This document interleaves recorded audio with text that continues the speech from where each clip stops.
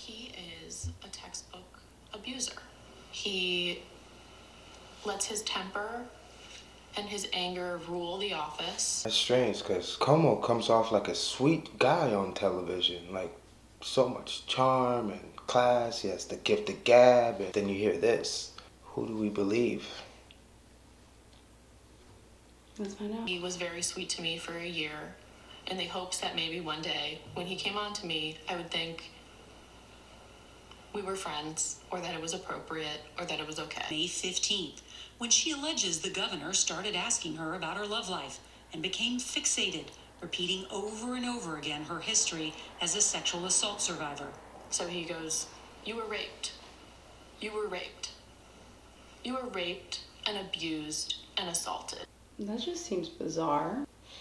I mean, if what she's proclaiming is true, then why is he so concerned Just in about general, that? that's weird. And like constantly like reminding her or reopening these old wounds that she's probably taken years to try to seal off and heal from. I figured someone like him in this position would know better. Mm-hmm. Like an approach like that is just not healthy. What are your true intentions? These are just allegations though, guys, allegations. But this is the accuser speaking, so we have to at least hear her out. I think it's really strategic. I think abusers look for vulnerabilities, previous traumas. This is true. Abusers like to prey on people and take advantage of people in their situations. So people like that exist, and it's unfortunate and they suck. Maybe I'm more willing to accept behavior because I have a history of sexual violence. Perhaps I'm not as confident in myself. Yeah, okay, so, but to play devil's advocate here, I just feel like every abuser has a different approach, but I don't know if pointing out something as traumatic as a sexual assault or any sexual violence that you know someone has been through is a way to coax some intimate relationship. I mean, to start a conversation. Yeah, I've never seen that used as a tactic. I mean, maybe in a certain type of conversation to, I guess create friendship, but it still seems like a very bizarre approach to try and gain someone's trust if you were consistently bringing up something as traumatic as a sexual assault. So if he did do that, why that would be the tactic? It's not normal. You think he was grooming you? Yeah. And Bennett says on June 5th, Governor Cuomo crossed a line. He wanted a girlfriend. When he said he was lonely, I mentioned that his daughters had been around, and he also rejected that and said, "Yeah, I love my daughters, but I want a girlfriend." Bennett says he asked whether she'd ever been with an older man. What were you thinking as he's asking you these questions? I thought, he's trying to sleep with me. The governor's trying to sleep with me. And I'm deeply uncomfortable, and I have to get out of this room as soon as possible. And to be clear, what made you think that he was trying to sleep with you? Without explicitly saying it, he implied to me that I was old enough for him and he was lonely. As you left work on June 5th, what were you thinking? I was trying not to cry. I assumed that I could no longer work for him. I'm going to get out of this job. I'm not doing that again. I'm not engaging in that conversation or any other conversation. I'm not putting myself in a position where he physically comes on to me. It stops here. That's it. But then you get called back into the office the next day, Saturday, June 6th, and you've never talked about this before. No. Bennett says at one point on that Saturday, she was the only employee working with the governor in his private office. Okay, so June 5th, you left the office distraught, crying because someone implied that they were sexually attracted to you. Again, this person is a victim of sexual assault prior to this, so I think there's a heightened sensitivity when it comes to certain dialogue taking place between her and Governor Cuomo. Or maybe any man in general. Or any man of power, a peer, whatever. I just think when you have a heightened sensitivity, you're kind of in this fight or flight mode where sometimes, and I'm only saying sometimes because often intuition is spot on, sometimes perception of a situation can lead you astray from previous trauma. So you also, in a way, have to be cognizant of the fact that if you can't say what he said verbatim, I am going to question what actually happened, because you telling me that something was implied, I can imply a lot of things, and none of those things could be my real intention if it's not actually fleshed through to understand what I was actually trying to say. So with that, I'm a little bit hesitant to believe this person, only because if they said something inappropriate, say what they said. So everybody, the audience, because you have an audience, you want an audience, can deem inappropriate. But saying that something was implied, then okay, I have to now, I don't know you either, so I now have to go off of what your opinion of what was said. Granted, yes, she is a victim of sexual assault and a survivor. However, to leave the office in tears because Cuomo made a pass at you, I understand there's no fraternizing, especially in that type of world. You know, we have to be professionals. Let's take away the power. It's just a man and a woman.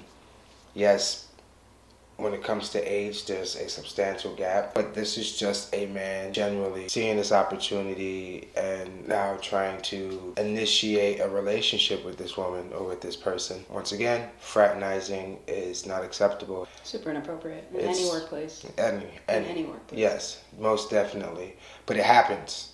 And it exists, and a lot of times it doesn't work, but there are times it does work, and there are times where you can be professional and still have your fun. Was Cuomo dark? You know, what's the term? Like, was he a little creepy with his approach, or did Cuomo approach you in the sense where he's like, hey, you know, I'm this, you're that, and I know it's inappropriate and it's unacceptable, but we are adults, and I was hoping if it made sense, maybe we can try to test this out. If he came at you in that sense and you were able to just to turn that down. But then again, let me just shut the hell up, because you know what? He is a man of power, and I would understand why she would leave, because her turning that down could possibly alter her career.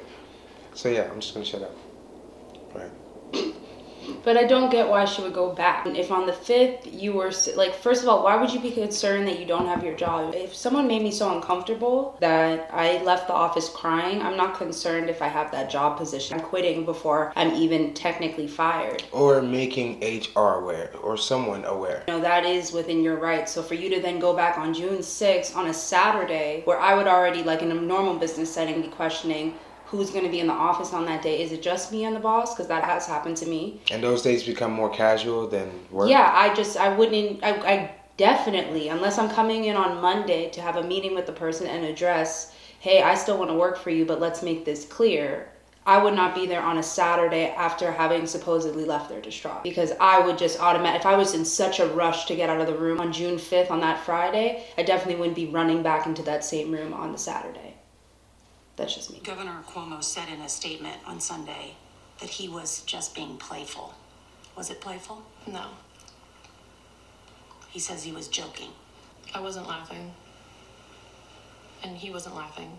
How do you respond to viewers who may doubt your story? It's hard enough sharing this story when it's true. I can't imagine what it would be like to sit here and tell you lies. I don't know who would do that. I couldn't make this up. You don't know who would do that, but history shows there are plenty of people out here that would do that and have done that. So yes, we understand that you're being brave and coming out with this information, but also be brave enough to take the backlash that's going to come with that as well too. I'm looking at you here, you're confident, your head up high, and she seems like she's telling there's 3 sides to every story. It's not a matter of she's lying. I think she could be telling the truth. He said he thought he was being playful. I also think that's true. I think it's 2 people that had a misunderstanding, and this is why we're constantly emphasizing that. There's being playful, but then there's Cuomo, the sweet charmer, who knows exactly what he's doing, especially with verbiage and just timing. And there's just a place for all that. It was inappropriate. However, it does not mean the intent. But you don't want to base your relationship solely on playful games. Let's remember this is a place of work, and that should be the first and foremost understanding before anything else. So Cuomo knows better, and as a man, I have my moments where I'll play along with you or crack these jokes, but if I have a little crush on you, it may turn into something else. Those jokes sometimes come with underlying truths. Cuomo? I loved my job. Like, I really looked up to him. I looked up to the governor. He was my mentor. I really did see it that way. Well, we reached out to the Governor Cuomo's office to respond to Charlotte Bennett's claims, and they directed us to the governor's apology on Wednesday, where he said he never knew at the time that he was making anyone uncomfortable. He asked people to wait for the results of the state attorney general's investigation. I wish she could have at least addressed Cuomo in that moment, at least the first time. Hey, Cuomo, I rock with you, key. I really love my job.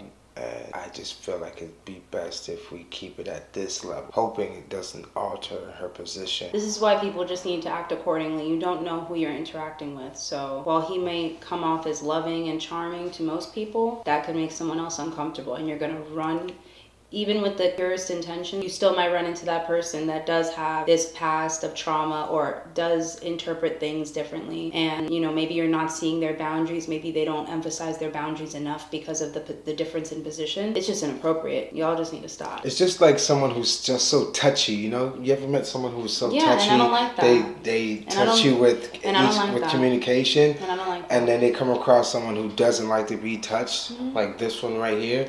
It can give off mixed signals. You don't want to put yourself Look, through I've that. had touchy bosses. I've had very flirtatious bosses. I Same totally get it. However, you check them in that moment or you decide to leave. And yes, you can file a formal complaint. HR is always safe, guys. It's a safe haven. Well, there's also a bunch of other avenues that are available, public resources for these kinds of things. I think she's, from what it seems, honest. I think this was her experience. And looking at Cuomo and how he interacts with most people while on camera, he seems like a very overly affectionate kind of guy. Yeah. So clearly he's a little too hands-on. there was a miscommunication, and he needs to reestablish some sort of structure in his office where maybe he has less personal interaction, with his female employees or counterparts. They might just need to limit it or just get some more structure. It's inappropriate. There's a place to be direct, and the workplace at some points isn't one of them. It's a really tough situation to be in. And there's a few allegations. Few allegations, yes. That range. But if you're in a place of power and single, your approach is not going to be the same. And it can't be because of your position. And it's unfortunate, but there's a time and place for all that, Cuomo. And I think it will be interesting to also see about the Attorney General's investigation, because I also think a lot of things, like with the interview that we were watching earlier, separate topic, but just in the sense of a lot of the people that criticize you publicly are your competitors. And so I don't want to say that this woman, I don't think her intentions are malicious. Are you saying this is possibly a smear campaign? I could see how someone who wants to smear someone's reputation could go digging in certain crevices of their life and find people who have had poor experience. I mean, there's a bad story about all of us out there. Someone is talking shit about one of us somewhere. So if someone really wanted to dig, they could go into these pockets of your life and go find people that would say bad things about you. Is that 100% your character? No, but this is this one person's experience with you or two people's experiences with you. And I'm just saying there's a lot of other things going on in the news. We're not going to go over that right now, but there's a lot of other things that are going on with politics where it does seem like there's some correlation. It is what it is. Or it is what it is.